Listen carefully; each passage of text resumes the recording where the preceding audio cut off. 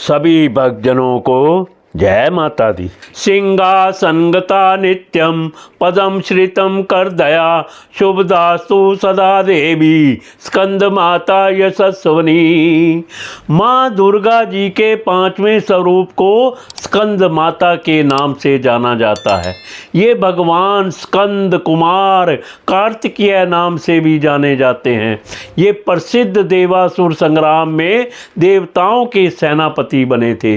पुराणों में इन्हें कुमार और शक्तिधर कहकर इनकी महिमा का वर्णन किया गया है। इनका वाहन मयूर है, अतः इन्हें मयूर वाहन के नाम से भी अभिहित किया गया है। इन्हीं भगवान स्कंद की माता होने के कारण माँ दुर्गा जी के इस पांचवें स्वरूप को स्कंद माता के नाम से जाना जाता है। इनकी उपासना नवरात्रि पूजा के पांचवें दिन की जाती है। इस दिन साधक का मन विशुद्ध चक्र में अवस्थित होता है। इनके विग्रह में भगवान स्कंद जी बाल रूप में इनकी गोद में बैठे होते हैं। स्कंद मां स्वरूपणी देवी की 4 भुजाएं हैं।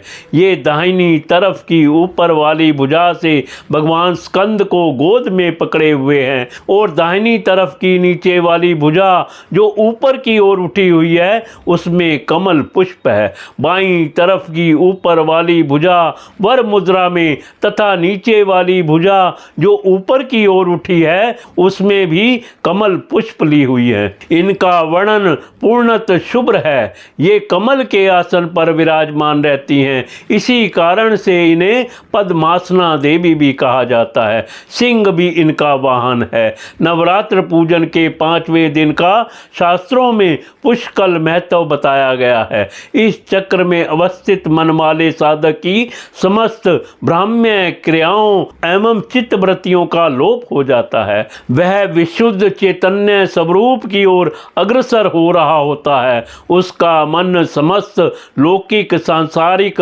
माइक बंधनों से विमुक्त होकर पद्मासना मां स्कंद माता के स्वरूप में पूर्ण तल्लीन होता है। इस समय साधक को पूर्ण सावधानी के साथ उपासना की ओर अग्रसर होना चाहिए। उसे अपनी समस्त ध्यान वृत्तियों को एकाग्र रखते हुए साधना के पथ पर आगे बढ़ना चाहिए। मां स्कंद माता की उपासना से भक्त की समस्त इच्छाएं पूर्ण हो जाती हैं। इस मृत्युलोक में ही उसे परम शांति और सुख का अनुभव होने लगता है। इसके लिए मोक्ष का द्वार स्वयमेव सुलभ हो जाता है। स्कंद माता की उपासना से बाल रूप स्कंद भगवान की उपासना भी स्वमेव हो जाती है। यह विशेषता केवल इन्हीं को प्राप्त है। अतः साधक को स्कंद माता की उपासना की ओर विशेष ध्यान देना चाहिए। सूर्य मंडल की अधिष्ठात्री देवी होने के कारण इनका उपासक अलौकिक तेज एवं कांति से संपन्न हो जाता है।